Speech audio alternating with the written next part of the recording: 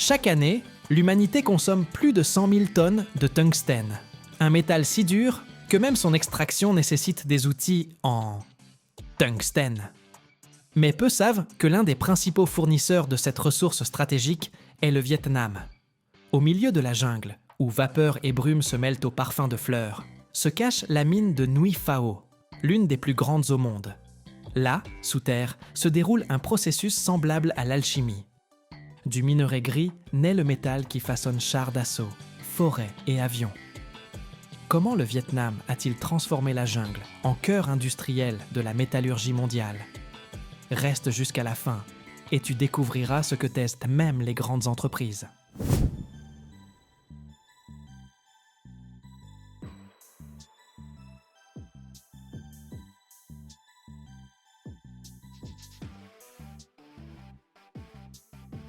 Le Vietnam, ce n'est pas seulement des paysages exotiques et une culture ancestrale. Ce pays est un acteur inattendu, mais essentiel sur la scène mondiale de l'extraction du tungstène, un métal d'importance stratégique. Sa résistance extraordinaire et sa capacité thermique inégalée font du tungstène un élément indispensable dans le monde moderne. Il trouve des applications depuis l'ingénierie de haute technologie, où il forme des outils de coupe, jusqu'à l'industrie militaire, où il garantit une résistance supérieure du blindage et un pouvoir de pénétration des projectiles. En fait, le tungstène est le cœur d'acier de l'industrie, et le Vietnam joue un rôle critique dans l'approvisionnement de cette ressource vitale. De sa disponibilité dépend le développement de nombreuses technologies clés. Information inattendue, n'est-ce pas?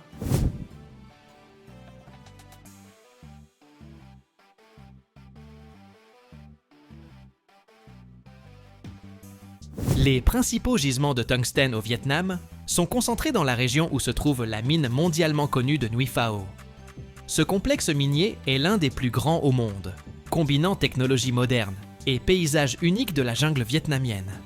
L'idée même d'intégrer une installation industrielle dans un tel écosystème est un défi, mais le Vietnam déploie des efforts considérables pour minimiser l'impact environnemental, alliant extraction efficace et attitude responsable envers la nature. Le tungstène, contrairement à d'autres métaux, n'existe pas sous forme pure et native. Il est extrait sous forme de minéral, dont le plus répandu est la wolframite, un composé complexe de fer, manganèse et tungstène. Ce diamant d'acier se cache profondément dans les entrailles de la Terre, souvent entouré d'autres roches. Dans les mines vietnamiennes, comme la mondialement célèbre Nguyen Phao, les mineurs accomplissent quotidiennement un travail titanesque.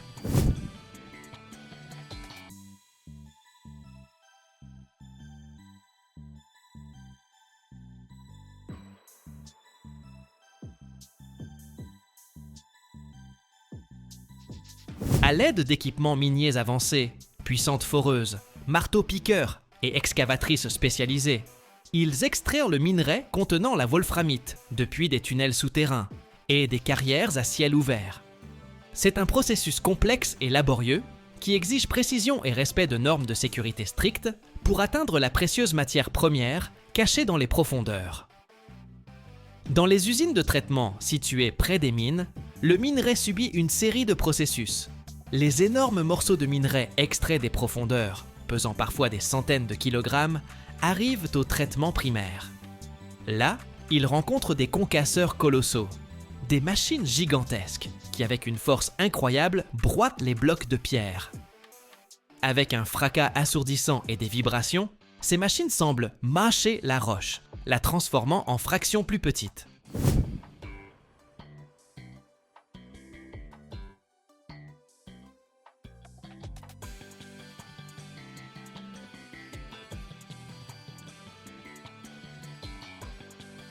Ensuite, le minerai broyé passe dans des broyeurs.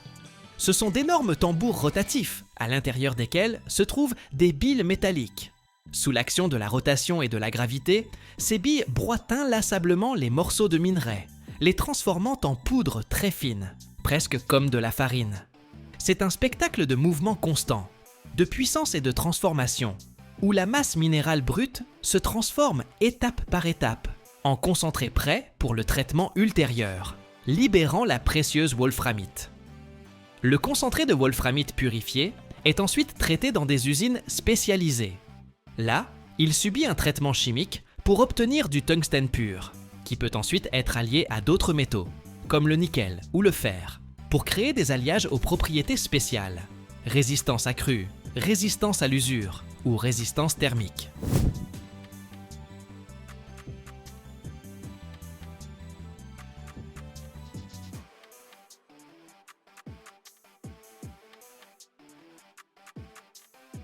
Le tungstène est le métal le plus dur, ce qui permet de l'utiliser pour fabriquer des outils résistants à des charges extrêmes. Il a le point de fusion le plus élevé parmi tous les métaux, 3422 degrés Celsius, ce qui le rend idéal pour des applications dans des environnements à haute température. Il est très dense, presque autant que l'or, ce qui est important pour certaines applications. Le tungstène est indispensable dans l'industrie militaire pour fabriquer des blindages ultra résistants et des noyaux de projectiles perforants garantissant une haute capacité de pénétration. Les forêts, fraises et trépans en alliage de tungstène peuvent découper les roches les plus dures, ce qui est crucial dans l'industrie pétrolière, gazière et minière. Vous voyez l'ironie? Même pour extraire la wolframite et obtenir du tungstène, il faut du tungstène.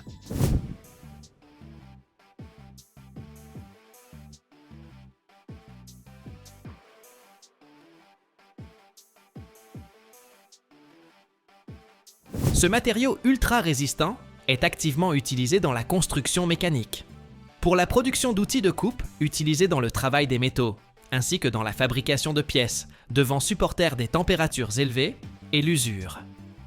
Et savez-vous qu'avec le tungstène, on fabrique des instruments chirurgicaux? Y a-t-il des médecins par ici? Confirmez ou infirmez cette information dans les commentaires. Pour vraiment apprécier la puissance du tungstène, imaginez ceci. 1 kg de tungstène pur peut être transformé en un forêt capable de percer jusqu'à 1000 mètres de roche. Cela démontre l'efficacité incroyable de ce métal et sa contribution significative au développement de l'industrie et des technologies. Le Vietnam possède l'une des plus grandes réserves confirmées de tungstène au monde.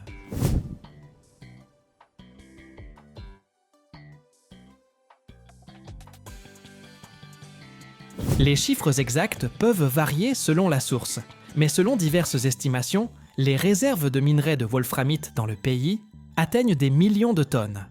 Cela garantit une perspective d'extraction à long terme.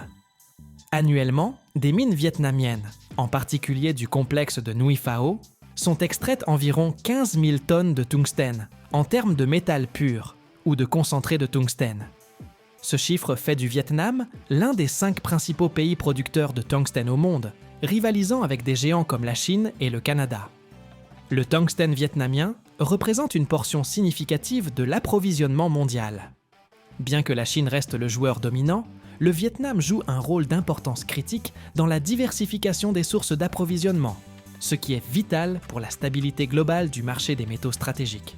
L'industrie minière et de traitement du Vietnam liée au tungstène fournit des milliers d'emplois pour la population locale, incluant ingénieurs, mineurs, techniciens et personnel administratif.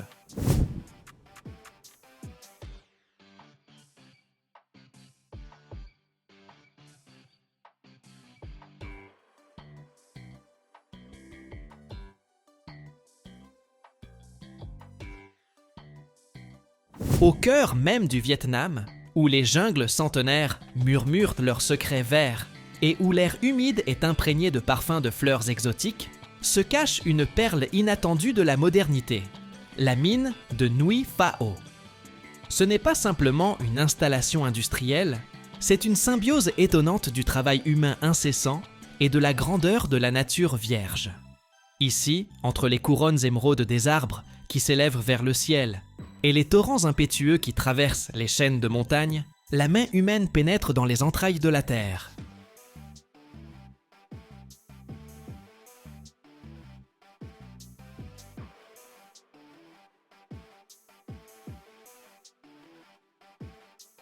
Chaque année, le monde jette plus de 50 millions de tonnes de déchets électroniques. Mais il existe un pays qui a décidé de changer cette statistique pour toujours. La Corée du Sud. Ici, dans l'usine ultramoderne de LG Chem, les vieilles batteries ne sont pas jetées, elles renaissent. Le lithium, le cobalt, le nickel, des métaux qui autrefois finissaient dans les décharges, alimentent désormais à nouveau les voitures électriques et les smartphones. Mais derrière cette propreté se cache quelque chose de plus qu'une simple technologie. C'est toute une philosophie d'un monde nouveau où les déchets deviennent des ressources et l'ingénierie, un art de sauver la planète. Que cache donc cette usine qui transforme les déchets en or du futur? Restez jusqu'à la fin et vous verrez ce qu'on ne montre même pas dans les reportages scientifiques.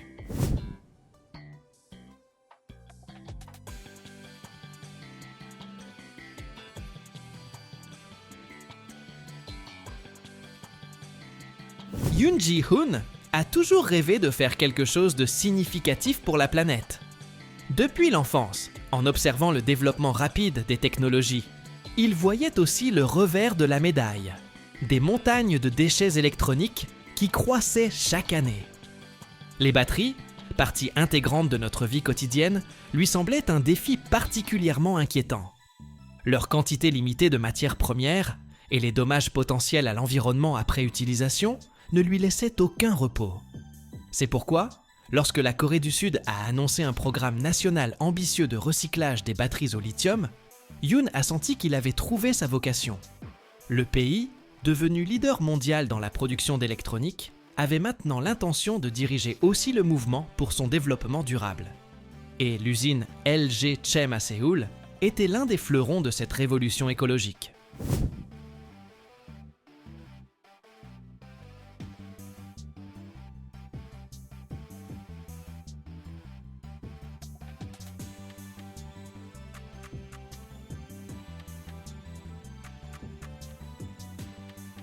Enfin, Yoon Ji-hoon se tenait devant les immenses murs de verre d'un bâtiment qui ressemblait plus à une galerie d'art qu'à un site industriel. Aucune cheminée fumante, aucun bruit assourdissant. Seulement des lignes épurées et une architecture impressionnante, reflétant la philosophie de production verte. « Bienvenue dans notre futur, monsieur Yoon », le salua une voix chaleureuse. C'était Lee Jong-woo, le directeur de l'usine. Un homme aux cheveux gris avec des yeux pétillants qui rayonnaient d'enthousiasme. Préparez-vous à quelque chose de vraiment impressionnant. Monsieur Lee conduisit Yoon vers l'entrée, où une voiturette électrique les attendait déjà. Pendant le trajet vers le premier atelier, Lee Jong-woo parlait de la philosophie de l'usine. « Nous aspirons à une économie circulaire absolue », expliquait-il. « Chaque batterie usagée n'est pas un déchet, mais une ressource précieuse qui attend sa renaissance. Nous ne recyclons pas simplement, nous redonnons vie. »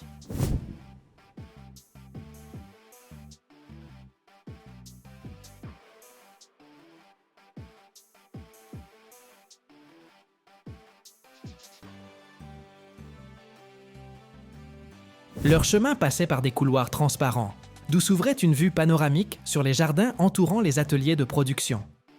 Ça ne ressemblait à aucune usine que Yoon avait vue auparavant. Même l'air était pur et frais, dépourvu de toute odeur industrielle.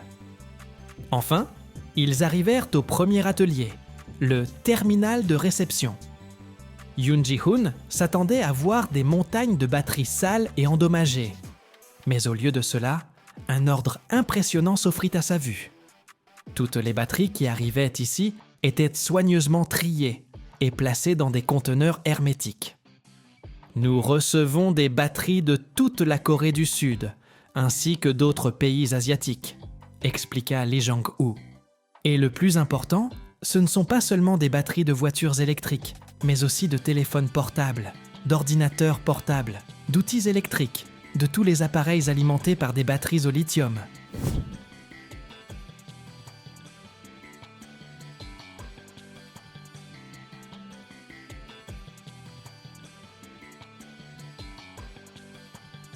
Yoon observait avec étonnement comment les manipulateurs robotisés de LG Chem, se déplaçant avec précision, déchargeaient les conteneurs.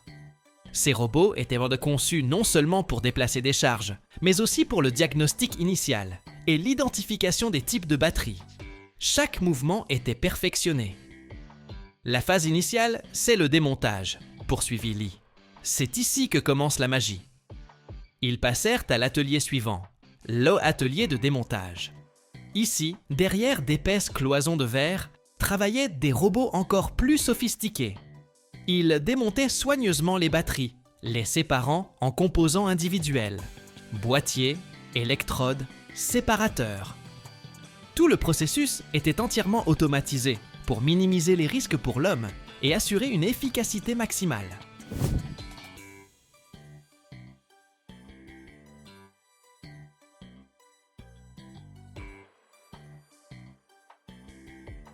Chaque batterie a son passeport, unique, dit Lee, montrant l'écran où s'affichèrent des informations détaillées sur une batterie spécifique. Nous connaissons son type, son fabricant, sa date de production. Cela nous permet d'optimiser le processus de démontage et d'assurer la plus haute qualité des matériaux extraits. Après le démontage, les composants des batteries passaient à l'étape suivante, la plus importante, l'atelier hydrométallurgique. C'était le cœur de l'usine. L'air ici était un peu plus humide et on sentait un léger goût métallique dans l'air. Ici, nous utilisons des procédés chimiques pour extraire les métaux précieux, expliqua Lee Jong-ho. Le lithium, le cobalt, le nickel, le manganèse, c'est le véritable or de notre siècle.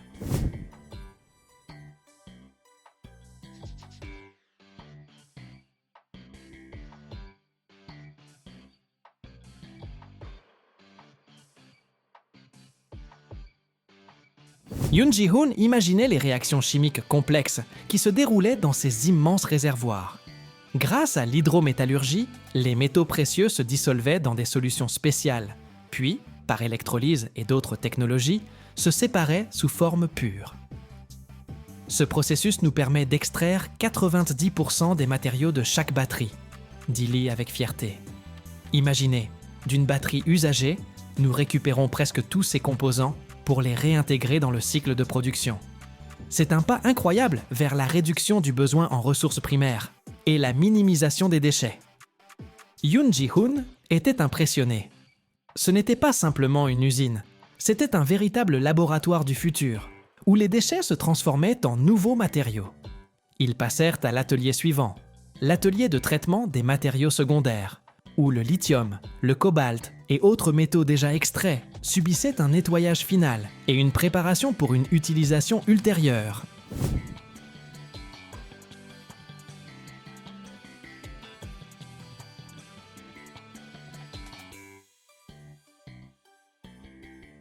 C'étaient des granules et des poudres brillantes qui ressemblaient à des pierres précieuses. Ces matériaux sont ensuite renvoyés aux fabricants de batteries, raconta Lee. LG Chem, Samsung SDI, SK, Innovation, tous utilisent nos matériaux recyclés pour créer de nouvelles batteries de haute qualité. C'est un véritable cycle fermé. Yoon Ji-hoon comprit que ce n'était pas simplement du recyclage. C'était une renaissance. Chaque batterie recyclée recevait une chance de nouvelle vie, devenant partie d'une nouvelle voiture électrique, d'un nouveau smartphone ou d'un nouveau système de stockage d'énergie. C'était la véritable économie circulaire en action. À la fin de la visite, Lee Jong-ho invita Yoon au centre de contrôle, qui ressemblait à un vaisseau spatial. De grands écrans affichaient des données sur chaque étape de production, et les opérateurs surveillaient les indicateurs en temps réel.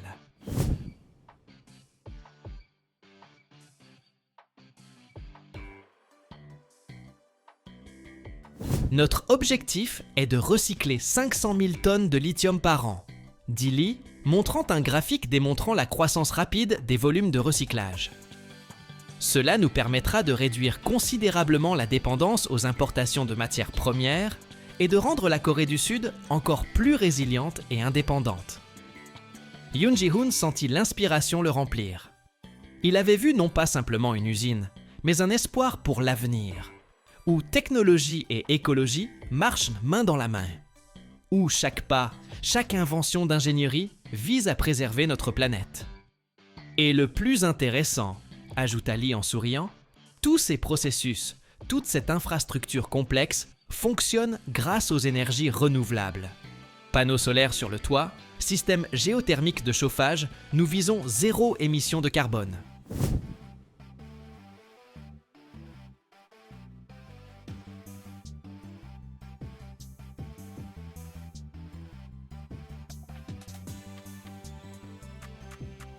Yoon Ji-hoon, qui sortit de l'usine LG Chem en fin d'après-midi, se sentait une personne différente. Il avait vu le futur, et ce futur était lumineux, propre et écologique. La Corée du Sud, pays de haute technologie, avait montré au monde entier qu'on peut non seulement produire, mais aussi consommer de manière responsable, donnant une nouvelle vie aux vieilles choses. L'histoire du recyclage des batteries en Corée du Sud, qu'il considérait autrefois comme de simples nouvelles, était maintenant devenue pour lui une réalité vivante. Il savait que son propre travail, ses propres idées, feraient désormais partie de ce mouvement grandiose et mondial. Le mouvement vers un monde où chaque ressource est précieuse, où chaque déchet a du potentiel, où l'économie circulaire n'est pas simplement une tendance, mais une nécessité vitale. Et il était fier de faire partie de cette ère de renaissance.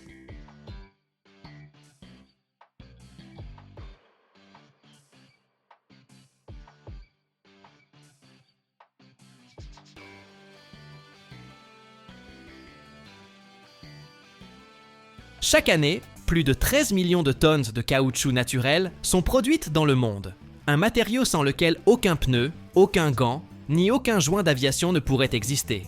Mais peu de gens se demandent d'où vient cette substance élastique. Quelque part sous les tropiques, au milieu des forêts humides de Thaïlande et de Malaisie, des milliers d'ouvriers, avant même l'aube, insistent l'écorce des arbres pour récolter un liquide blanc, le latex, qui sera ensuite transformé en caoutchouc. Comment ? À partir d'une simple sève d'EVA, naît le matériau qui fait rouler nos voitures, voler nos avions et même fonctionner nos programmes spatiaux. Et quel secret cache dans ces plantations, où jour après jour naît l'une des ressources les plus importantes de l'humanité. Regardez jusqu'à la fin, vous verrez ce que l'on ne montre pas aux touristes.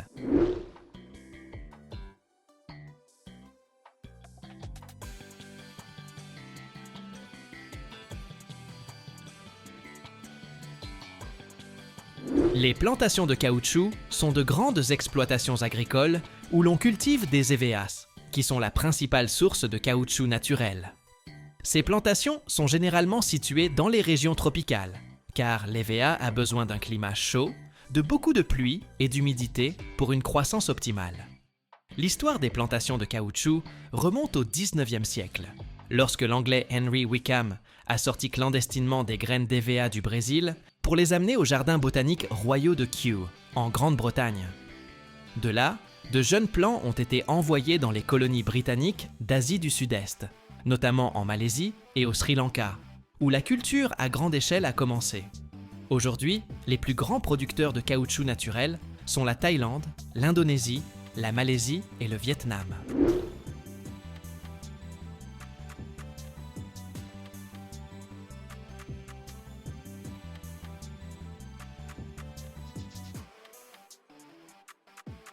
Le processus de récolte du caoutchouc des arbres s'appelle la saignée. Les ouvriers font de fines incisions en biais sur l'écorce de l'arbre, généralement tôt le matin, lorsque la sève, le latex, coule le plus activement. Le latex est un liquide laiteux qui s'écoule des incisions et est recueilli dans de petites tasses fixées au tronc de l'arbre. Il est important de faire les incisions avec précaution pour ne pas endommager le cambium, la couche responsable de la croissance de l'arbre, et ne pas nuire à la production future de latex.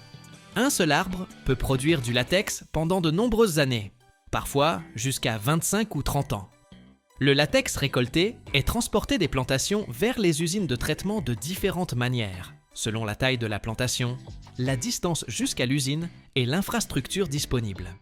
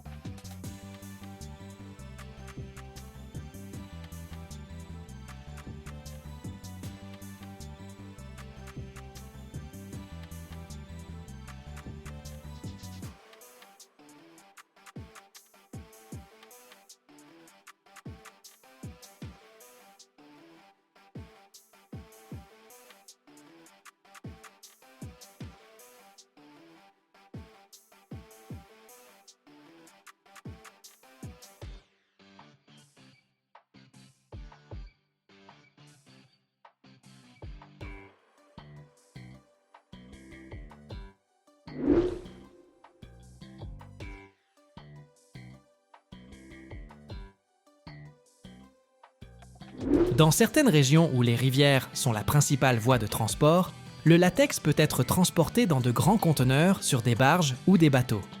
L'objectif principal du transport est de livrer le latex à l'usine de traitement le plus rapidement possible et dans son état initial pour garantir la qualité du produit final. Dans les usines de traitement, le latex récolté dans les plantations de caoutchouc subit un processus complexe mais bien rodé, dont le but est de séparer le caoutchouc pur de l'eau et des autres impuretés.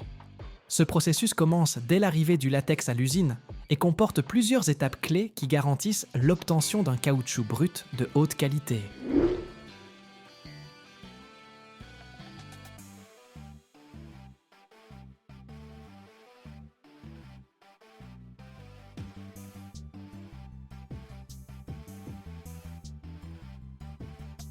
D'abord, à son arrivée à l'usine, le latex liquide, qui arrive généralement dans de grandes citernes, est filtré. Cette première étape de filtration permet d'éliminer toutes les grosses impuretés mécaniques, comme les morceaux d'écorce, les feuilles ou d'autres matières végétales qui auraient pu s'y introduire lors de la récolte ou du transport. Pour cela, on utilise des tamis ou des grilles de différentes tailles de mailles. Après filtration, le latex est pompé dans de grandes cuves pour être dilué. En général, le latex récolté sur les arbres a une concentration en matière sèche d'environ 35%. Pour le traitement ultérieur, on le dilue avec de l'eau pure jusqu'à une concentration plus faible et plus maniable, souvent de 20%. Cette dilution facilite le processus de coagulation ultérieure et assure l'homogénéité du produit obtenu.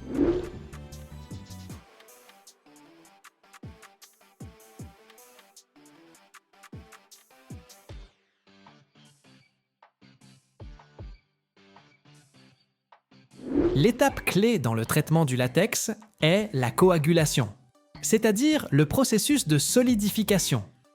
Le latex naturel est une émulsion stable, où de minuscules particules de caoutchouc sont dispersées dans un milieu aqueux.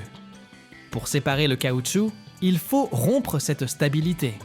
Pour cela, on ajoute un acide au latex dilué, généralement de l'acide formique ou acétique.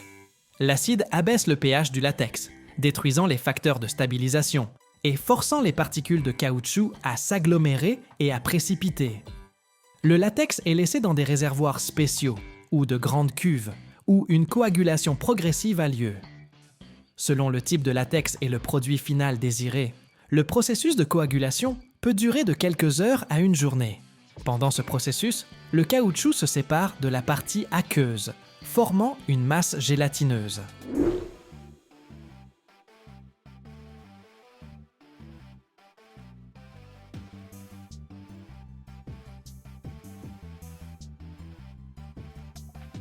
Une fois la coagulation terminée, la masse de caoutchouc obtenue, qui a l'aspect d'une feuille molle et gélatineuse, est délicatement retirée des cuves. Ce caoutchouc brut passe ensuite à travers une série de rouleaux. D'abord, il passe entre des rouleaux crantés, qui aident à éliminer la majeure partie de l'eau résiduelle, tout en créant une texture caractéristique à la surface de la feuille de caoutchouc. Cela contribue également à augmenter la surface pour un séchage ultérieur plus efficace. L'étape suivante est le lavage. Les feuilles de caoutchouc sont soigneusement lavées à l'eau pure pour éliminer les résidus d'acide et toute autre impureté soluble dans l'eau. La qualité du lavage est extrêmement importante car les résidus d'acide peuvent affecter négativement les propriétés du caoutchouc final et son vieillissement.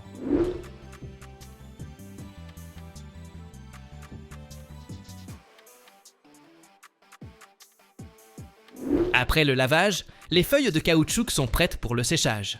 C'est l'une des étapes les plus importantes, car la qualité et la stabilité du produit dépendent de l'efficacité du séchage. Le séchage peut se faire de différentes manières. Traditionnellement, les feuilles sont suspendues dans des séchoirs spéciaux où elles sont exposées à de la fumée chaude. La fumée ne sèche pas seulement le caoutchouc, elle lui donne aussi sa couleur brun doré caractéristique et des propriétés fongicides, ce qui aide à prévenir le développement de moisissures. Le processus de séchage et de fumage peut durer de quelques jours à une semaine. Pour d'autres types de caoutchouc brut, on utilise des séchoirs mécaniques, où le caoutchouc est broyé en petits granulés ou en miettes, puis séché à l'air chaud dans des séchoirs tunnels. Cela accélère considérablement le processus de séchage, permettant d'obtenir un produit fini en quelques heures.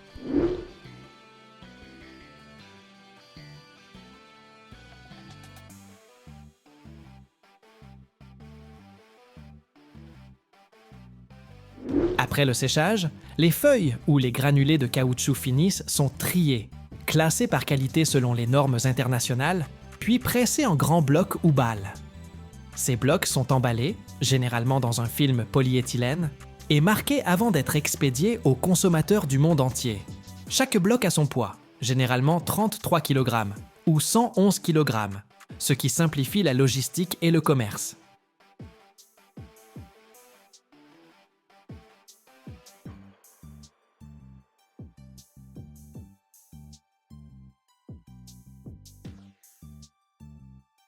Aujourd'hui, nous partons en voyage au cœur de léviathans industriels, dans ces lieux où naissent les artères de notre monde moderne. Nous allons parler de la création des carrières à ciel ouvert, des vallées montagneuses créées de main d'homme, qui impressionnent par leur échelle et leur complexité. Ces excavations gigantesques dans la croûte terrestre témoignent non seulement de la puissance inégalée de la technologie moderne, mais aussi du travail de longue haleine de milliers d'ingénieurs, de géologues et d'ouvriers. Nous découvrirons comment ces structures colossales sont créées et quel rôle jouent dans ce processus de véritables titans de l'ingénierie, les excavatrices géantes. Préparez-vous à un récit sur l'échelle, la précision et la force impressionnante qui redessine le paysage de notre planète.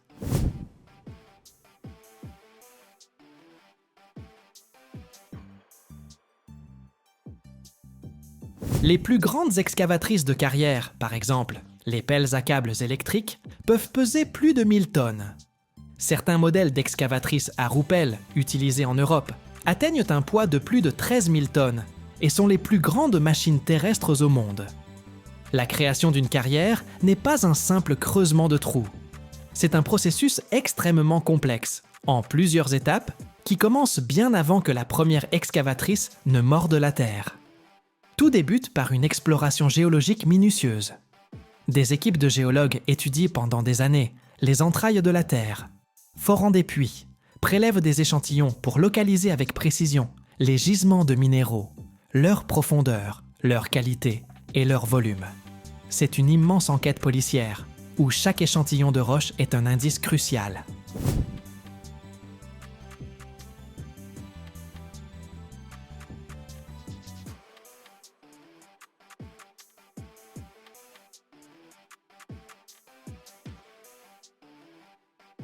Quand les minéraux sont localisés, les ingénieurs et les planificateurs entrent en jeu.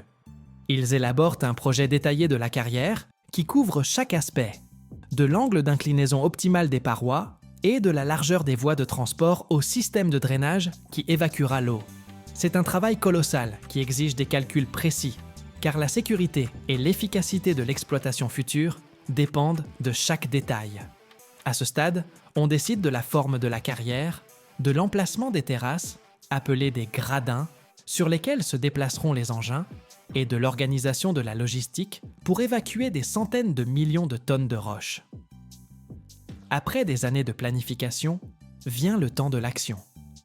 Avant d'atteindre les précieux minéraux, il faut enlever ce qu'on appelle les morts terrains, les couches de sol, d'argile et de roches stériles qui recouvrent le gisement. Cela peut représenter un volume de travail colossal, car l'épaisseur des morts terrains atteint parfois des dizaines, voire des centaines de mètres.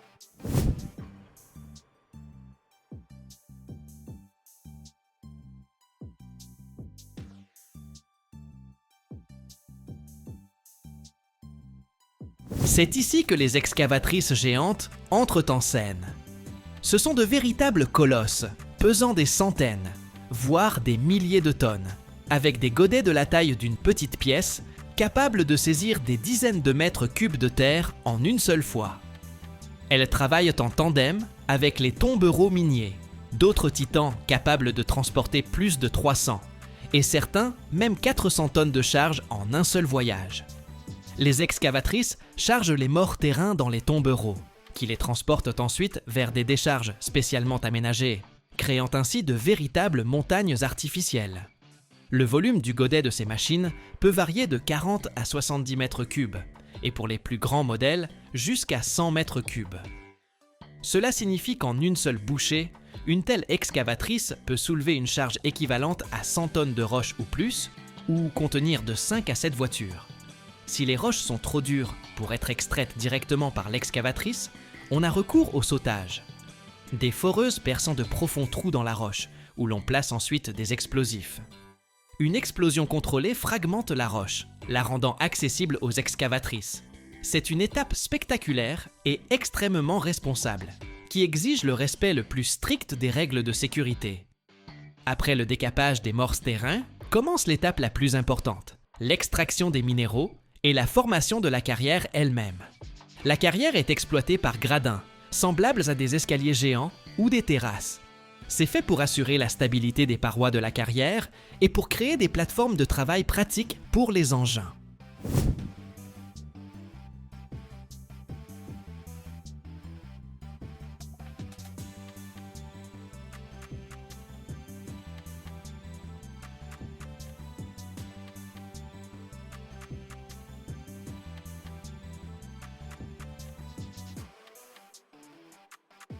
Sur chaque gradin, travaille sa propre armada d'excavatrices.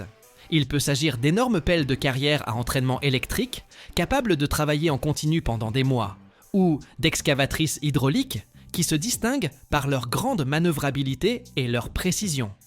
Elles grignotent la roche, la chargeant dans les tombereaux en attente.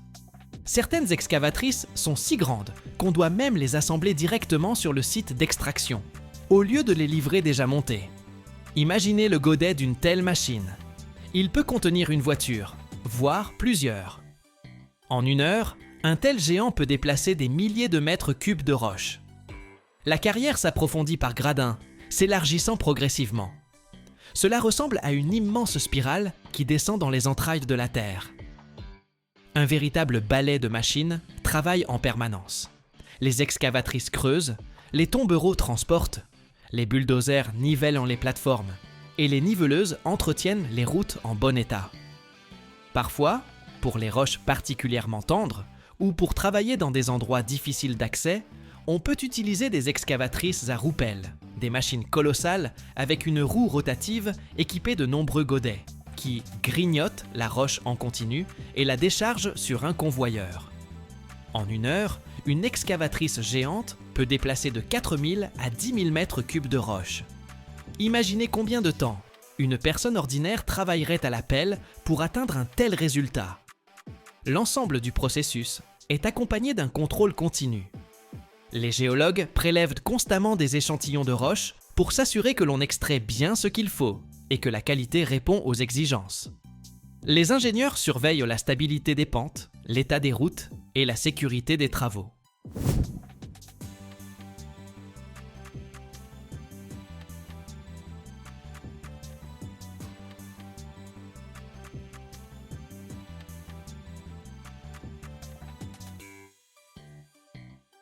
Une carrière géante n'est pas un simple trou dans le sol. C'est tout un complexe industriel avec sa propre infrastructure. Pour assurer le fonctionnement ininterrompu d'une telle machine, il faut des milliers de kilomètres de routes pour les tombereaux, des systèmes d'alimentation électrique pour les excavatrices électriques, des ateliers pour l'entretien et la réparation des engins, ainsi que des bâtiments administratifs, des cantines et même des camps d'hébergement pour les travailleurs. L'évacuation de l'eau ou l'exhaust revêt une importance particulière. Dans de nombreuses carrières, de puissantes stations de pompage fonctionnent en permanence, évacuant les eaux souterraines et pluviales pour sécuriser le travail des engins et éviter les inondations. Sans un système de drainage efficace, la carrière se transformerait rapidement en lac. Le minerai extrait est ensuite acheminé vers des usines de traitement, souvent situées juste à côté de la carrière. Là, il est concassé, enrichi, purifié, transformé en un produit fini qui part ensuite par wagon ou camion vers les consommateurs du monde entier. La vie d'une carrière n'est pas éternelle. Lorsque les réserves de minéraux sont épuisées ou que l'exploitation devient économiquement non rentable, la carrière est fermée. Mais cela ne signifie pas qu'on l'abandonne simplement. Les normes modernes exigent une réhabilitation, la restauration des terres perturbées. Les anciennes carrières peuvent être transformées en lacs, en parcs forestiers, en terres agricoles ou même en zones de loisirs. C'est un processus complexe et coûteux, qui est une partie importante d'une exploitation minière responsable.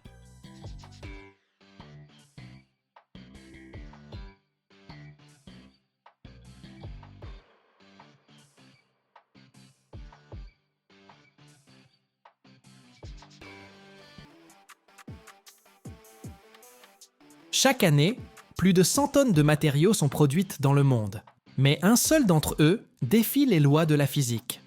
Ce n'est ni du métal, ni du plastique. C'est le graphène. Un matériau plus fin que l'ADN humain, mais 200 fois plus résistant que l'acier.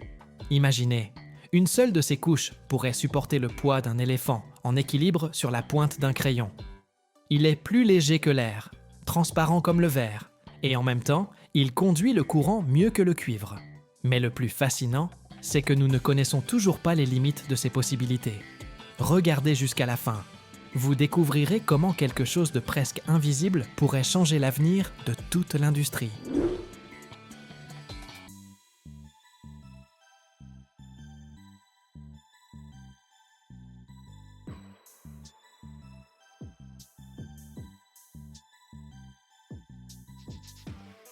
Alors, le graphène est un matériau bidimensionnel, composé d'une seule couche d'atomes de carbone, disposé en un réseau dense et bidimensionnel, en forme d'hexagone.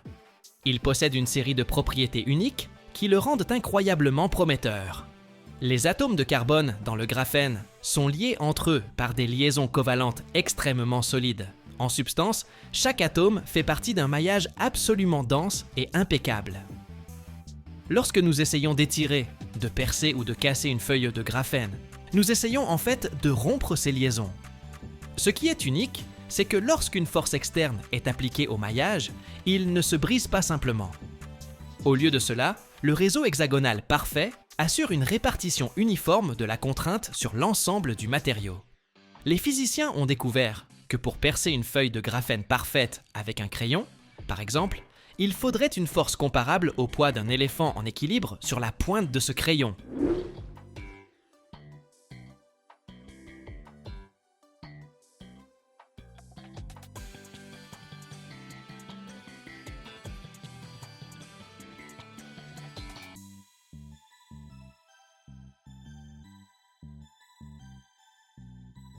Pourquoi parlons-nous spécifiquement de poids ? C'est un point d'une importance capitale. Quand les scientifiques comparent les matériaux, ils évaluent leur rapport spécifique résistance sur poids. Par exemple, l'acier est un matériau solide, mais il est aussi très lourd. Le graphène, lui, est aussi solide que l'acier, voire plus, mais son poids est dérisoire. Une feuille de graphène est si fine qu'un kilogramme de ce matériau pourrait couvrir une surface comparable à plusieurs terrains de football. Cela signifie que, si nous prenions un morceau de graphène et un morceau d'acier de haute qualité de même poids, le graphène supporterait une charge 200 fois plus importante avant de se déformer ou de se rompre. Cette caractéristique en fait le candidat idéal pour la création de matériaux composites ultra légers et ultra résistants pour l'aérospatiale, le blindage et les équipements sportifs de haute technologie. Imaginez que même le plus petit ajout de graphène à des matériaux ordinaires, comme les plastiques ou les résines époxy, peut les transformer en quelque chose de complètement nouveau.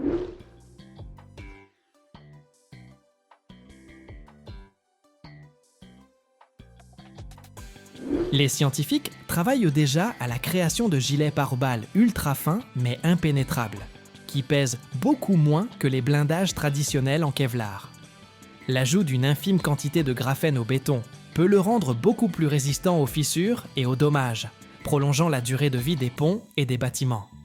Les carrosseries et les fuselages d'avions à base de graphène seraient plus légers, ce qui entraînerait des économies de carburant significatives tout en devenant beaucoup plus solides et plus sûrs.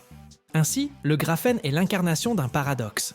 Il est presque invisible, mais sa résistance surpasse celle des métaux les plus forts.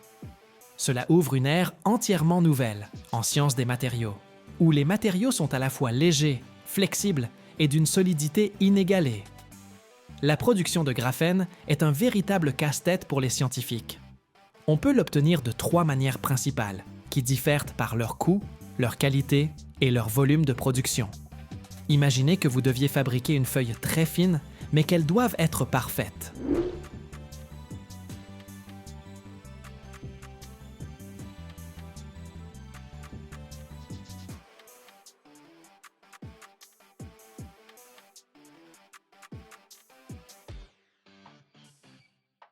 La première méthode est l'exfoliation mécanique.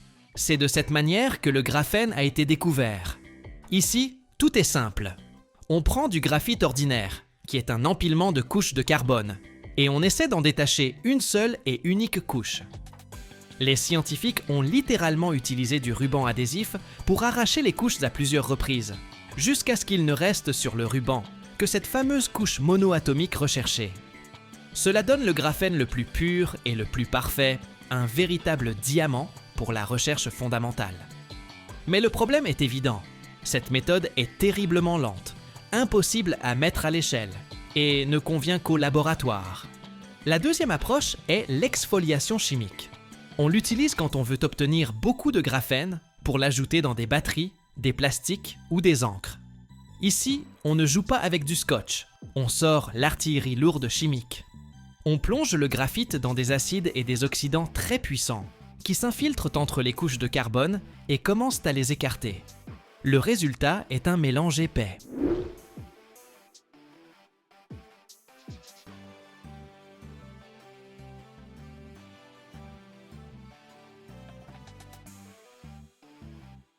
Ensuite, on le traite aux ultrasons, comme avec un mixeur, et les couches de graphite se séparent finalement dans l'eau ou un autre solvant. C'est ce qu'on appelle l'oxyde de graphène. Après cela, il faut réduire cet oxyde de graphène pour qu'il redevienne conducteur d'électricité. Cette méthode est bon marché et produit de grands volumes, mais le produit final a toujours beaucoup de défauts et d'impuretés. Il convient pour les composites, mais pas pour l'électronique sensible. La troisième et la plus prometteuse des méthodes est le dépôt chimique en phase vapeur, CVD.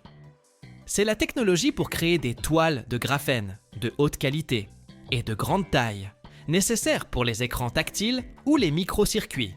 Ici, on n'arrache rien, on fait pousser le matériau à partir de zéro. On prend une fine feuille de métal, généralement du cuivre, et on la chauffe très fort, jusqu'à 1000 degrés Celsius. Puis, on introduit dans le four un gaz contenant du carbone, par exemple du méthane. Les atomes de carbone, libérés du gaz, se déposent sur le cuivre incandescent, qui sert de modèle parfait. Ils s'assemblent d'eux-mêmes en un maillage en nid d'abeilles monocouche et impeccable. Cette méthode donne une haute qualité et permet de fabriquer de grandes feuilles de graphène, ce qui est essentiel pour l'industrie.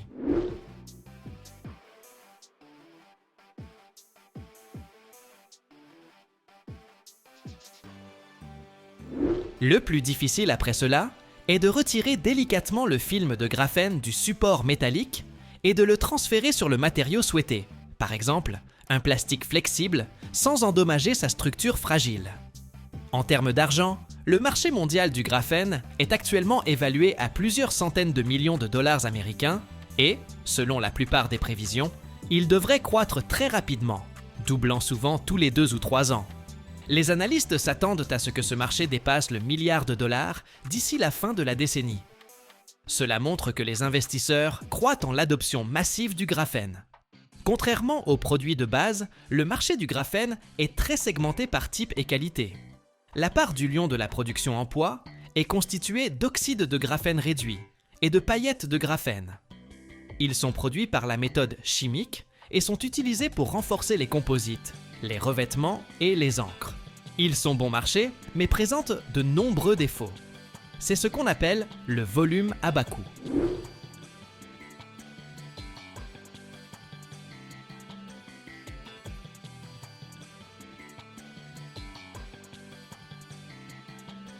Et qu'en est-il de la haute qualité? La plus petite part en poids, mais la plus chère en valeur, est le graphène monocouche pur sous forme de film. Il est nécessaire pour l'électronique de haute technologie et est très coûteux en raison de la complexité de sa production et de son transfert. Le marché de la production de graphène est très fortement concentré en Asie, en particulier en Chine.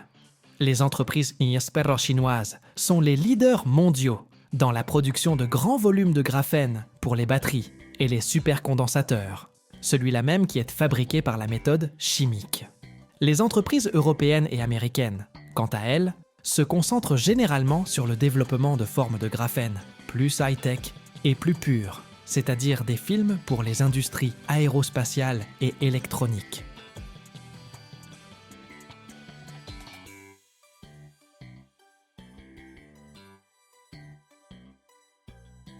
Imaginez, le matériau de construction le plus répandu sur la planète ne naît pas dans un laboratoire, mais dans la gueule d'un véritable dragon industriel. La roche, qui hier encore faisait partie de la Terre, est aujourd'hui arrachée à sa falaise par une explosion, réduite en une poussière plus fine que de la farine, et traverse un enfer de feu à plus de 1400 degrés. Dans ce brasier, la pierre devient quelque chose de nouveau, le clinker, le cœur du ciment. Chaque année, l'humanité crée plus de 4 milliards de tonnes de cette poudre grise, assez pour construire un mur capable d'encercler la Terre plus de 40 fois. Mais il y a un secret. Sans un ajout infime, presque imperceptible, tout ce ciment serait inutile. Quel est cet ingrédient mystérieux? Vous ne le découvrirez qu'à la fin.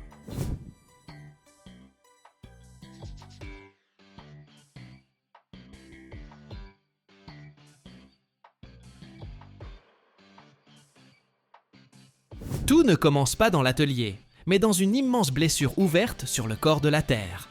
Une carrière. L'ingrédient principal de notre recette, représentant environ 80% de la masse totale, est le calcaire. Une simple pierre qui est essentiellement le reste fossilisé d'anciennes créatures marines. Pour l'arracher à sa roche-mère, les ingénieurs mènent une véritable opération spéciale. Ils forent des dizaines de trous profonds, y placent des centaines de kilogrammes d'explosifs, et avec un « boum » sourd et profond, qui fait trembler la terre à des kilomètres à la ronde, des milliers de tonnes de pierres se détachent du massif rocheux. Ensuite, de véritables monstres entrent en scène, des tombereaux de carrière, dont les roues sont plus hautes qu'un homme. Un excavateur gigantesque, dont le godet peut soulever d'un seul coup le poids de plusieurs voitures, charge ces blocs de pierre dans les bennes des camions. Ces géants jaunes transportent leur cargaison jusqu'au premier point de transformation, le concasseur primaire.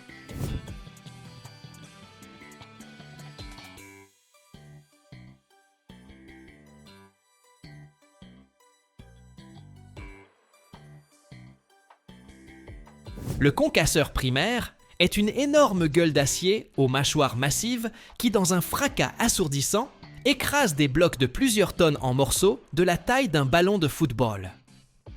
En même temps que le calcaire, on ajoute dans le concasseur le deuxième ingrédient important, de l'argile ou du schiste. Ils sont la source du silicium, de l'aluminium et du fer, nécessaires à la bonne chimie de notre futur ciment. Après ce broyage primaire, la pierre est acheminée par un convoyeur vers une aire de stockage, puis vers l'étape suivante où elle doit être transformée en poudre. Elle arrive dans un broyeur de cru. Il peut s'agir soit d'un tambour géant en rotation, rempli de boulets d'acier qui broient la pierre dans un grand vacarme, soit, de manière plus moderne, d'un broyeur vertical à rouleau. Imaginez une immense assiette rotative, sur laquelle roulent avec une force colossale plusieurs rouleaux d'acier massif. La pierre est introduite sous ces rouleaux et est tout simplement pulvérisée en une poudre extrêmement fine, plus fine que de la farine.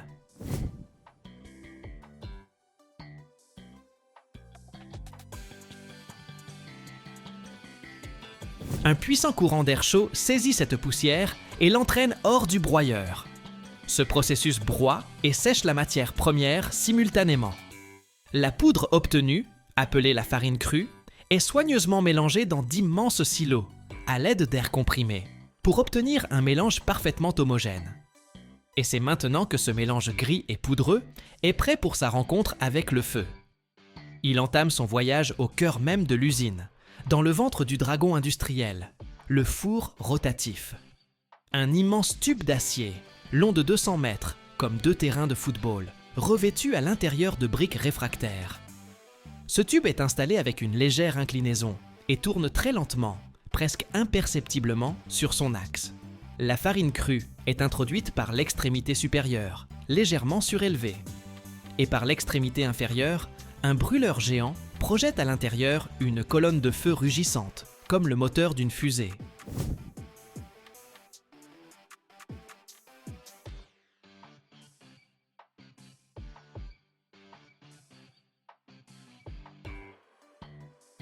La température dans cette zone atteint le chiffre absolument infernal de 1450 degrés Celsius.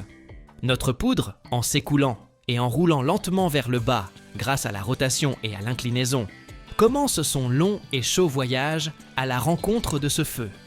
À l'intérieur du four, elle traverse plusieurs zones de température et des transformations étonnantes s'y produisent.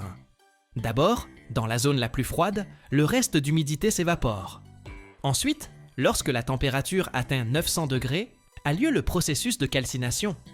Le dioxyde de carbone est libéré du calcaire, qui se transforme en oxyde de calcium. Et enfin, dans la zone la plus chaude, au cœur de l'enfer, se produit l'essentiel, la clinkérisation. L'oxyde de calcium réagit avec les oxydes de silicium, d'aluminium et de fer, formant de tout nouveaux minéraux aux noms complexes, comme l'halite et la bélite. La poudre fond et se transforme en petites billes sombres, gris-noir, de la taille d'un pois à celle d'une noix. C'est le clinker, le cœur et l'âme du ciment.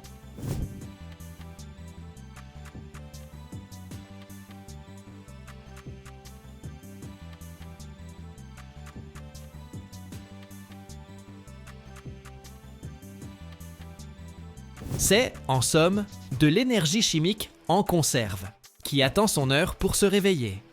Le clinker, chauffé au rouge, tombe de l'extrémité inférieure du four et arrive immédiatement dans un refroidisseur spécial. Là, il est soufflé par de puissants courants d'air froid. C'est une étape très importante. Un refroidissement rapide fige la structure chimique du clinker dans son état le plus actif. Le clinker refroidi, dur comme la pierre, est acheminé par un convoyeur vers un silo de stockage, où il peut être conservé pendant des mois. Et voici l'étape finale de la transformation. Le clinker en lui-même n'est qu'un tas de cailloux inactifs. Pour le transformer en ciment, il faut à nouveau le broyer, en une très fine poussière. On le charge dans un broyeur à ciment qui ressemble beaucoup au broyeur de cru, un immense tambour rempli de boulets d'acier. Mais avant de commencer le broyage, on ajoute au clinker un dernier ingrédient, incroyablement important, environ 5% de gypse. Le gypse, c'est le frein de notre ciment. Sans lui, le ciment, une fois mélangé à l'eau, prendrait presque instantanément, se transformant en pierre en quelques minutes, et il serait impossible de travailler avec. Le gypse régule ce processus, donnant au constructeur un temps précieux. Et voilà que ce mélange de clinker et de gypse est broyé pendant des heures dans le broyeur, jusqu'à se transformer en cette poudre grise, incroyablement fine, que nous connaissons tous. Ces particules sont si fines qu'elles peuvent passer à travers un tamis capable de retenir l'eau. Le ciment fini, encore tiède après le broyage, est acheminé par des tuyaux pneumatiques, comme par des vaisseaux sanguins, vers d'immenses et hauts silos de stockage. Ce sont des tours gigantesques qui contiennent des milliers de tonnes de produits finis.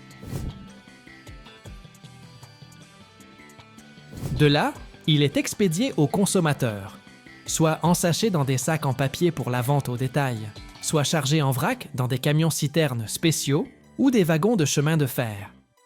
Et c'est ainsi que, après un parcours allant de la roche solide à la poudre, en passant par le broyage, le mélange, une cuisson infernale dans le ventre du dragon et un broyage final, naît cette humble poudre grise, prête, au contact de l'eau, à se réveiller et à se transformer en une pierre solide et fiable qui deviendra la fondation de nos maisons, de nos ponts et de nos villes entières.